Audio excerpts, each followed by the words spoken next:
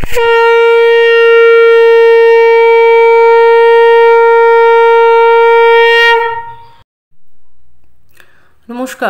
অমৃত সুরলহরীতে সবাইকে স্বাগত জানাই।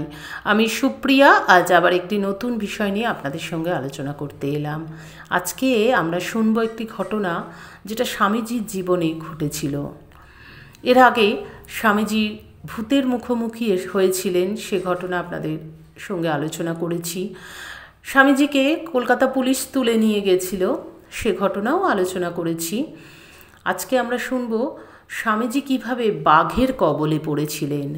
স্বামীজি যখন পরিব্রাজক জীবন যাপন করতেন, কঠোর তপস্যায় রত ছিলেন, যখন সারা উত্তরে হিমালয় থেকে দক্ষিণে কন্যাকুমারী অবধি ঘুরে বেরিয়েছেন, তখন নানা ধরনের ঘটনার সম্মুখীন হয়েছেন, নানা অভিজ্ঞতা অর্জন করেছেন।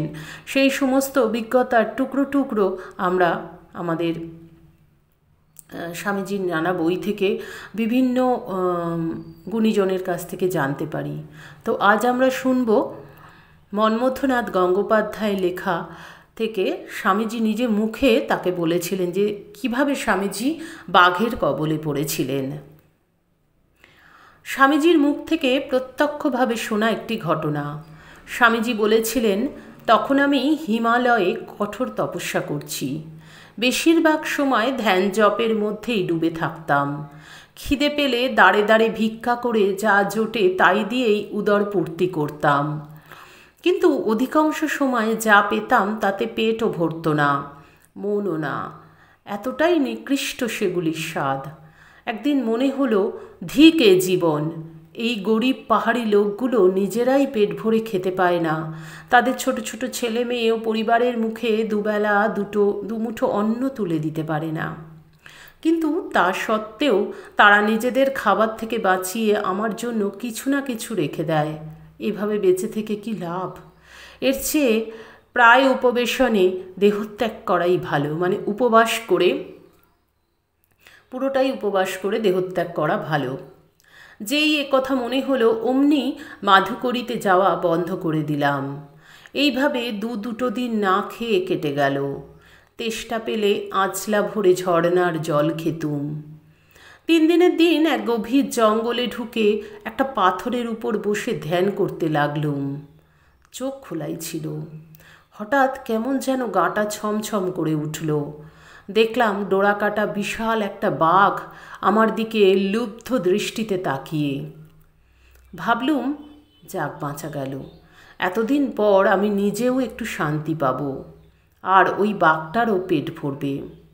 এই তুচ্ছ দেহটা যে একটা জীবের কিছুমাত্র সেবাতেও লাগবে, তাতেই আমি ধন্য। চোখ বন্ধ করে বাঘটার ঝাঁপিয়ে পড়ার অপেক্ষা করছি, আর মনে মনে চিন্তা করছি, কয়েক মুহূর্ত তো কেটে গেল, কিন্তু কই, এখনও তো বাঘটা আমাকে আক্রমণ করল না। একটু অবাকই হলাম।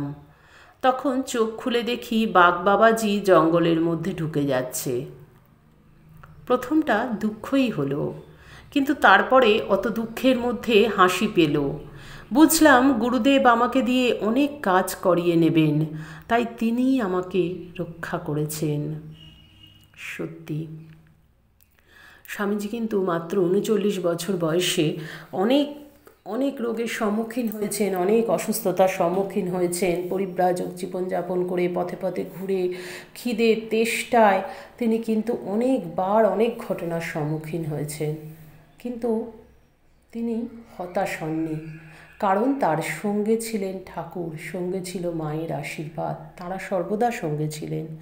তাই আমরাও যদি সর্বকাজে সবসময় তাদের উপরে ছেড়ে দিয়ে আমাদের জীবনটা যাপন করতে পারি, তাহলে মনে হয় আমাদের জীবনটা ঠিক হবে। আমি করি এই কাজটা, জানি না আর কে করে। আমি যখনই কোনো একটা কাজে হাত দিতে যাই, কিছু একটা করি, তখনই আমি ঠাকুর মায়ের সামনে বসে তাদের কাছে জিজ্ঞাসা করি। যদি আমার মন থেকে বলে হ্যাঁ, তাহলে করি। যদি মন থেকে আমার সাড়া না পাই, তাহলে বুঝি ঠাকুরমা করাতে চাইছেন না, করতে চাইছেন না। তো এভাবেই ছেড়ে দিতে পারলে, এটা আমার মত, এটা আমার ব্যক্তিগত মত, যার যেটা মত সে সেটা করবেন। তো এভাবেই আমার মনে হয় শরণাগত হয়ে থাকলে কিন্তু সব বিপদ কেটে যায়। ঈশ্বরই রক্ষা করেন, এ কথা মা নিজেই বলে গেছেন। আশা করি আপনাদের খুব ভালো লাগলো আজকের এই আলোচনাটি। ভালো লাগলে প্রতিদিনের মতো লাইক, কমেন্ট, শেয়ার করবেন। যারা চ্যানেলটি সাবস্ক্রাইব করেছেন তাদেরকে অসংখ্য ধন্যবাদ। যারা চ্যানেলের নতুন বন্ধু তাদের কাছে অনুরোধ রইল চ্যানেলটি সাবস্ক্রাইব করবার জন্য, ঠাকুর মায়ের কথা শুনবার জন্য, আরও বেশি বেশি করে দিব্যত্রয়ীর কথা জানবার জন্য আমাদের এই চ্যানেলটিকে সাবস্ক্রাইব করুন। অমৃত সুরলহরীর পাশে থাকুন। আরও বেশি করে ঠাকুর মায়ের ভাবধারা প্রচার হোক, এটাই প্রার্থনা করি। ঠাকুর মায়ের কৃপায় আপনারা সকলে খুব ভালো থাকুন, সুস্থ থাকুন, সকলের মঙ্গল হোক, সকলের ভালো হোক। ঠাকুর মায়ের চরণে আভূমি লুণ্ঠিত প্রণাম জানিয়ে আজকের ভিডিও এখানেই শেষ করছি। আবার আপনাদের সঙ্গে দেখা হবে আগামী ভিডিওতে। হরি ওম তৎসৎ। রামকৃষ্ণ অর্পণমস্তু। জয় মা শারদেশ্বরী, জয় তু স্বামীজি মহারাজ।